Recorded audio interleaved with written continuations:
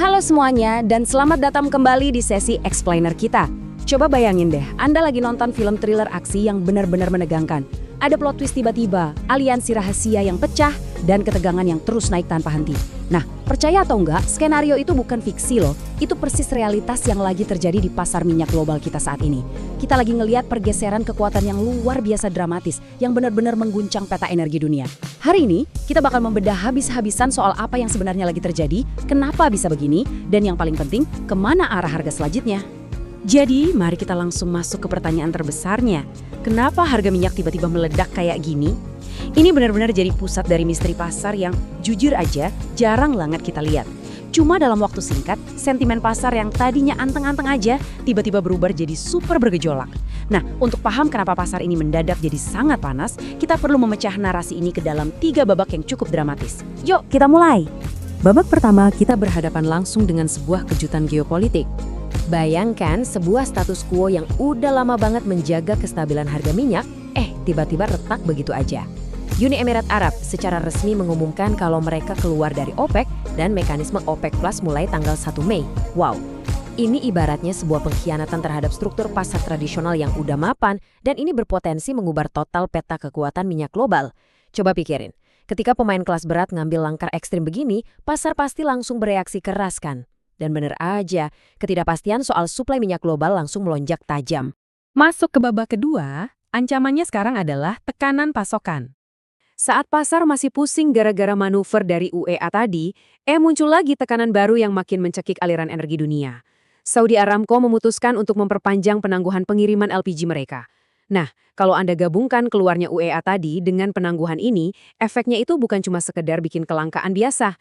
Ini secara paksa memicu sentimen yang benar-benar bullish atau naik kencang untuk minyak mentah. Gimana enggak, pasar mulai panik karena pasokan nyata-nyata menyusut drastis. Coba kita lihat rentetan waktunya biar kebayang seberapa cepat situasi ini memanas. Tanggal 1 Mei, aliansi utama pecah. Lalu di akhir bulan Mei, pukulan kedua datang dengan menyusutnya pasokan LPG. Rentetan kejadian yang super cepat ini bukannya selesai dalam hitungan bulan loh. Ini justru ngebangun fondasi untuk krisis yang dampaknya bakal kerasa panjang, bahkan diproyeksikan sampai ke tahun 2026. Dan ini membawa kita ke babak ketiga, yaitu kejutan harga di 2026. 24%.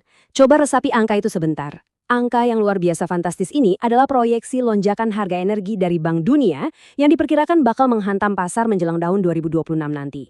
Sekali lagi, ini bukan cuma fluktuasi naik turun yang normal ya, ini bisa dibilang sebuah ledakan harga. Tapi, ada satu catatan yang sangat krusial di sini. Angka 24% itu datang dengan sebuah peringatan spesifik dari Bank Dunia. Lonjakan masif ini justru diproyeksikan terjadi bahkan jika konflik besar di Timur Tengah mereda pada bulan Mei. Apa artinya buat kita? Ini sinyal kuat bahwa tekanan kenaikan harga minyak itu sama sekali belum berakhir. Jadi, terlepas dari meredanya konflik fisik di lapangan, struktur pasar itu sendiri yang sebenarnya lagi terbakar. Kalau kita gabungin 3 babak dramatis tadi, kita benar-benar ngeliat terciptanya sebuah badai sempurna untuk rally harga minyak. Mulai dari perubahan geopolitik gara-gara UEA, gangguan pasokan langsung dari Aramco, sampai proyeksi lonjakan global yang cukup ngeri dari Bank Dunia.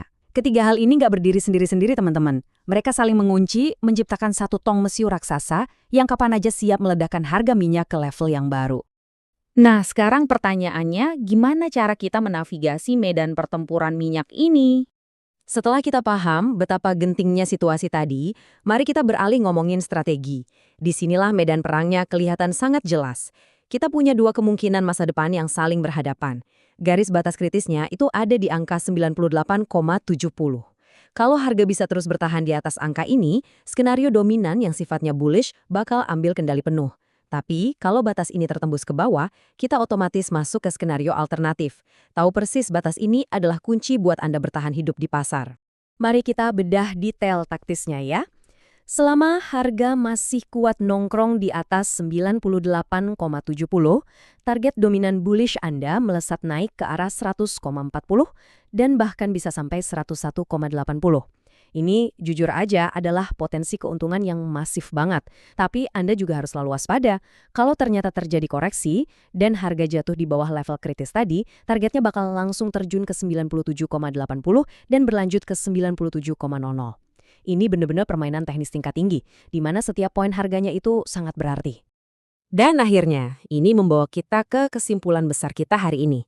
Kombinasi dari suhu geopolitik yang memanas, jalur pasokan yang tercekik, plus proyeksi angka yang bikin merinding, itu semua ibarat bahan bakar roket buat pergerakan harga ini.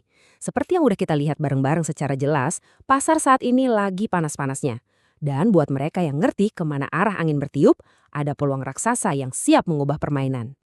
Jadi, saya punya satu pertanyaan terakhir buat Anda. Dengan semua pergeseran raksasa yang lagi terjadi tepat di depan mata kita ini dan level-level teknis yang siap ditembus kapan aja, apakah Anda siap menghadapi panasnya pasar ini? Terus pantau level-level kritis tadi ya, dan persiapkan strategi terbaik Anda. Terima kasih sudah bergabung dan sampai jumpa di sesi explainer berikutnya.